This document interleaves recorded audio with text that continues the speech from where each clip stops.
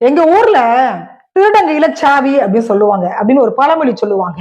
அந்த மாதிரி இன்னைக்கு தமிழகத்தை பொறுத்த வரைக்கும் மது தொழிற்சாலைகள் நடத்தக்கூடிய கஞ்சா வியாபாரம் செய்யக்கூடியவங்க கிட்ட நாம கொண்டு ஆட்சியை கொடுத்துட்டு நீங்க மது கடைங்க மூடுங்க, கஞ்சா நடமாட்டம் அதிகமா இருக்குது அதை கட்டுப்படுத்துங்க நீங்க அப்படின்னு சொன்னா அவங்க எப்படி இத சரி பண்ணுவாங்க? அப்ப திருடங்கையில சாவின்றது அந்த பழமொழி உண்மையா தானே இருக்குதுங்களா? ஏன் சொல்றேன் அப்படின்னா, சமீப காலங்களாகவே பாத்தீங்கன்னா தமிழக முதலமைச்சர் மேடைக்கு மேடை என்ன சொல்றாங்க, என்ன அப்பான்னு கூப்பிடுறாங்க, மாணவர்கள் எல்லாருமே என்ன அப்பான்னு கூப்பிடுறாங்க, எனக்கு ரொம்ப மகிழ்ச்சியா இருக்குது, ஒரு தகப்ப என்ன பண்ணணுமோ அதை நான் பண்ணிட்டு இருக்கிறேன் அப்படின்னு சொல்றாங்க. உண்மைதாங்க. ஏன்னா அங்கங்க பாலியல் சம்பவங்கள் இந்த 5 வருட காலத்துல நடந்துட்டு தான் இருக்குது. குழந்தைங்கள்ல இருந்து முதியவர்கள் வரைக்குமே வெளியில பெண்கள் போகவே முடியாது.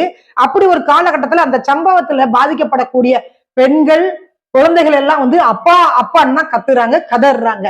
இது முதலமைச்சர் காதுக்கு கேக்குதா இல்லையான்றத நம்ம அப்பா முதலமைச்சர் ஸ்டாலின் போய் தான் நம்ம கேட்கணும்.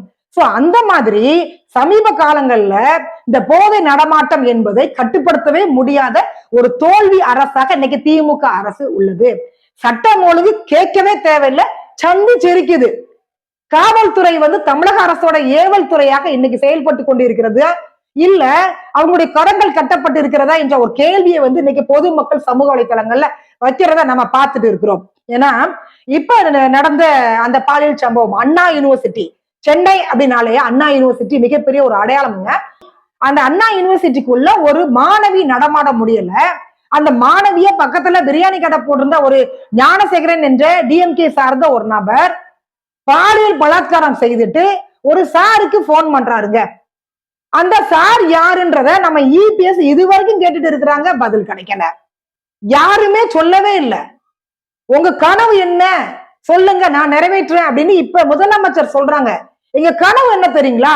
அந்த சார் யாரு, அந்த சார் யாருன்றத முதலமைச்சர் சொன்னாங்கன்னா எங்களுடைய கனவு நிறைவேறிவிடும்.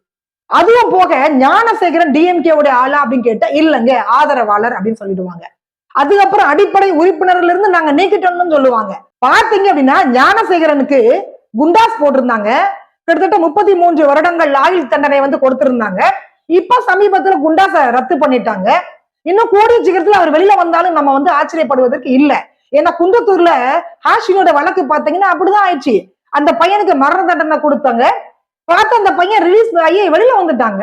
இன்னைக்கு அப்படிதான் இன்னைக்கு சட்டம் ஒழுங்கு இருக்குது, இந்திய அரசியலமைப்பு சட்டம் அப்படிதான் இருக்கு நான் நினைக்கிறேன். அதே மாதிரி நேற்று முன்தினம் பாத்தீங்க அப்படின்னா சரண்யா என்ற ஒரு கஞ்சா வியாபாரி, பெண் கஞ்சா வியாபாரிய கைது பண்ணிருக்கிறாங்க. சென்னை ஒக்கியம் துறைப்பாக்கம் பகுதியை சார்ந்த 18வது முறை கைது செய்யப்பட்ட அந்த சரண்யா ஒரு கஞ்சா வியாபாரி. என்னடா இது, ஆண்கள் தானடா அந்த வியாபாரத்தை எல்லாம் பண்ணிட்டு இருப்பாங்க, லாட்டரி சீட்டு விற்கிறது, கஞ்சா கடத்துறது, மது விற்கிறது, கள்ளச்சாராயம் விற்கிறது, இதெல்லாம் பிளாக்ல விற்கிறது, இதெல்லாம் ஆண்கள் தானே பண்ணுவாங்க.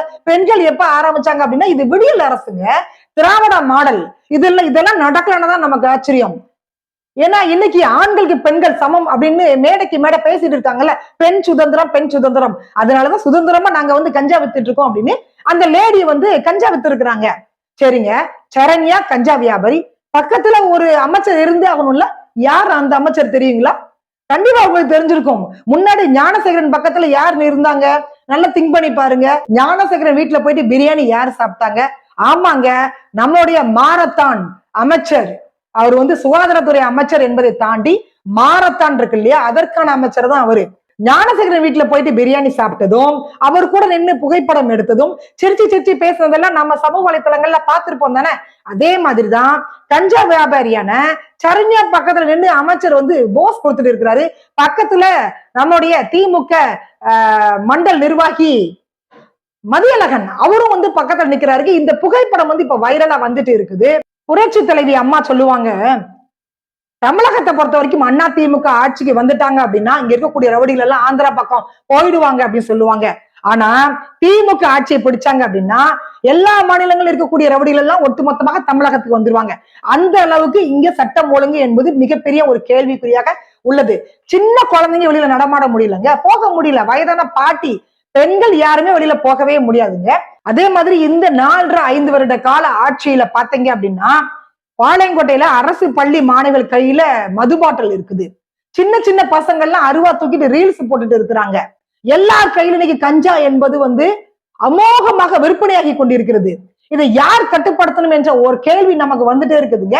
ஆட்சி அதிகாரம் யார் கையில இருக்குது, இதை யார் கட்டுப்படுத்தணும் தெரியல. ஆனா அவங்கள பாருங்களேன், கஞ்சா வியாபாரியோட புகைப்படம் எடுத்துக்கிட்டு அவங்க வீட்டுல போயிட்டு பிரியாணி சாப்பிட்டுட்டு இருக்கிறாங்க. முதலமைச்சர் சொல்றாங்க உங்க கனவு என்ன சொல்லுங்க, நான் நிறைவேற்றேன்னு சொல்றாங்கல்ல. அண்ணா யூனிவர்சிட்டி பாலியல் வழக்கு நடந்த போதே நாம கேட்டோம், யார் அந்த சார், நம்ம இபிஎஸ் கேட்டாங்க, யாருங்க அந்த சாரு அப்படின்னு கேட்டாலே டிஎம்கேக்கு ரொம்ப கோபம் வருது. ஏன்னா பதில் தெரியலையா அப்படின்னு கேட்டீங்கன்னா, இல்லங்க பதில் தெரியும், அந்த கட்சியில இருக்கக்கூடிய யாரோ ஒருத்தர் தானே பேசியிருந்திருப்பாங்க. அடுத்த கேள்வியாக, யார் அந்த லேடி சரண்யா கஞ்சா வியாபாரி, யார் அந்த லேடி, அந்த லேடிக்கும் திமுகவுக்கும் என்ன சம்பந்தம், அந்த லேடிக்கும் மண்டல தலைவர் மதியழகனுக்கும் என்ன சம்பந்தம், அந்த லேடிக்கும் மா சுப்பிரமணியம் அமைச்சருக்கும் என்ன சம்பந்தம்? தயவு செய்து மா சுப்பிரமணியம் அமைச்சர் அவர்களே தயவு செய்து சொல்லுங்க, அந்த லேடி யார்? அதுவும் போக பேனாவிற்கு சிலை வைத்தால் மட்டும் போதாது, அந்த பேனாவை வைத்து மாணவருடைய அறிவை வளர்க்க வேண்டும். பள்ளிக்கூட மாணவர்கள் கையில மது பாட்டில் இருக்குது, போதைக்கு அடிமையான மாணவர்கள் அப்படின்னு நாம ஏதாவது ஒரு கேள்வி கேட்டா, சுகாதாரத்துறை அமைச்சர் மா சுப்பிரமணியம் சார் சொல்றாங்க, இங்க கஞ்சா ஒரு விழுக்காடு கூட கிடையாது, தமிழகம் கஞ்சா இல்லாத போதை இல்லாத ஒரு மாநிலமாக இருக்குது அப்படின்னு சொல்றாங்க.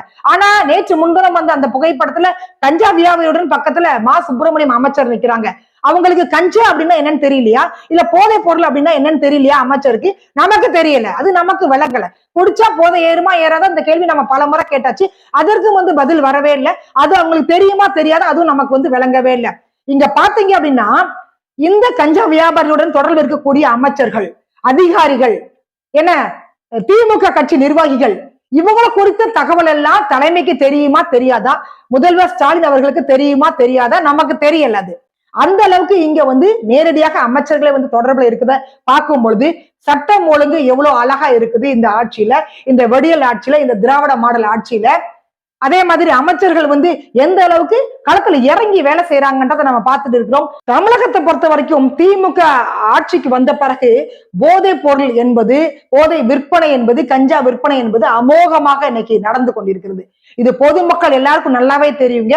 டாஸ்மாக் விற்பனை என்பது நாளுக்கு நாள் அதிகமாயிட்டே இருக்குது. கள்ளச்சாராயம் ஒரு பக்கம் நடந்துட்டு இருக்குது. இந்த கேள்வியெல்லாம் நம்ம முன் வச்சோம் அப்படின்னு வச்சுக்கோங்களேன், உடனே கூட்டு நிகழ்ச்சிகள்ல அண்ணன் திருச்சியில போயிட்டு மது ஒழிப்பு மாநாடு நடத்துவாரு. நம்முடைய வைகோ இருக்காரு பாருங்க, அவர் திருச்சியில இருந்து ஆரம்பிச்சுவார் நடைபயணத்தை, மதுவுக்கு எதிராக நடைபயணம்.